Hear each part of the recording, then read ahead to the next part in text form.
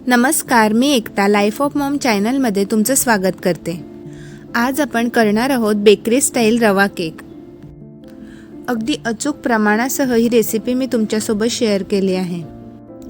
आणखी एक गोष्ट जी मला तुमच्यासोबत शेअर करायची आहे ती म्हणजे आपल्या यूट्यूब परिवाराने आत्ता 100 सबस्क्रायबरचा टप्पा पूर्ण केला।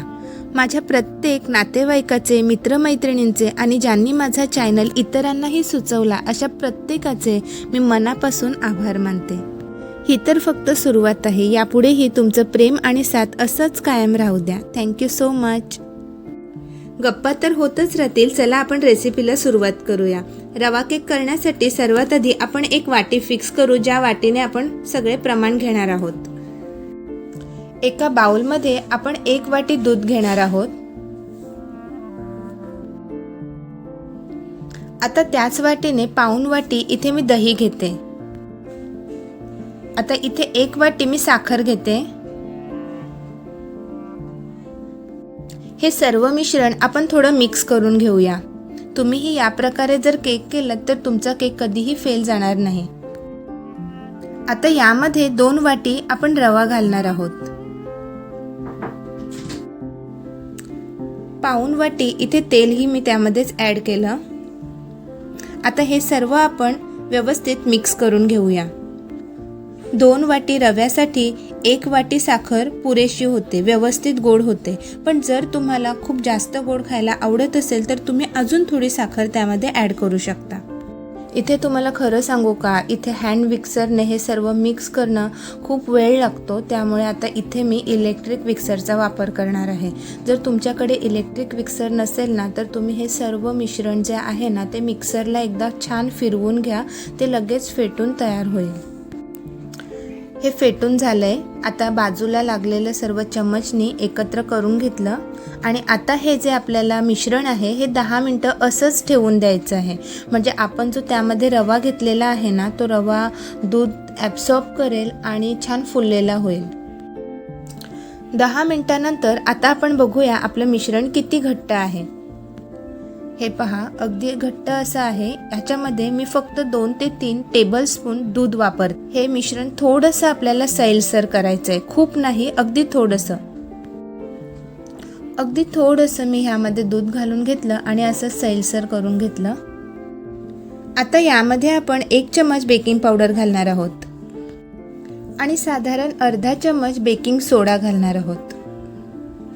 आता इथे काही थेंब मी व्हॅनिला इसेन्सचे घालते। आता हे सर्व आपण व्यवस्थित मिक्स करून घेऊया।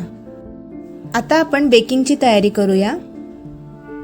या भांड्यामध्ये मी केक बेक करून घेणार आहे। आपण या भांड्याला थोडंसं तेल चोळून घेऊया। सर्व कडांना, कोपऱ्यांना मी तेल चोळून घेतलं। आता ह्यामध्ये मी बटर पेपर घालणार आहे आणि बटर पेपरलाही थोडंसं तेल लावून घेणार आहे। हे अशा प्रकारे। आता आपण हे जे केकचं बॅटर केलंय ते सर्व यामध्ये काढून घेऊया। यामध्ये सर्वात महत्त्वाची टिप म्हणजे जेव्हा आपण बेकिंग सोडा किंवा बेकिंग पावडर ह्यामध्ये घालतो तेव्हा अगदी हलक्या हाताने ते मिक्स करून घ्यायचे, खूप जास्त फेटत राहायचं नाही।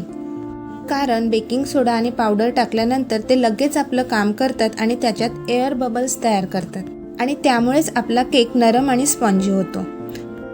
इथे मी हे जे टोप आहे आधीच गरम होण्यासाठी ठेवलं, प्रीहीट करण्यासाठी, आणि खाली जाळी घालून घेतली आणि आपलं जे केकचं मोल्ड आहे ते यामध्ये ठेवलं आणि त्याच्यावर झाकण देऊन काहीतरी वजनदार वस्तू त्यावर ठेवली। आता हे आपल्याला मीडियम फ्लेमवर 30 ते 40 मिनिटं छान बेक करून घ्यायचं आहे। सारखं मध्ये मध्ये हे उघडून बघायचं नाही, कारण मग ह्यामधली जी हीट आहे ती कमी होते। म्हणून अगदी 30 ते 40 मिनिटांनंतर मी हे ओपन करून एकदा बघते आणि काही टूथपिक किंवा सुरी काही असं ते त्याच्या मध्यभागी घाला आणि त्याचं जो टोक आहे त्याला पीठ चिकटत नाही, याचा अर्थ ते खालपर्यंत व्यवस्थित शिजलेलं आहे।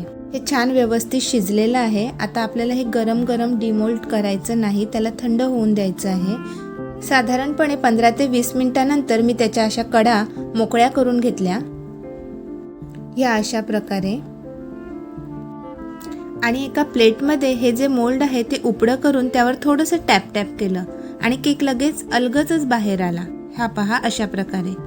हा आपला रवा केक तयार आहे. हा पहा अगदी नरम, लुसलुशीत, अगदी बेकरीमध्ये मिळतो त्यापेक्षाही चवीने भारी असा केक तयार आहे.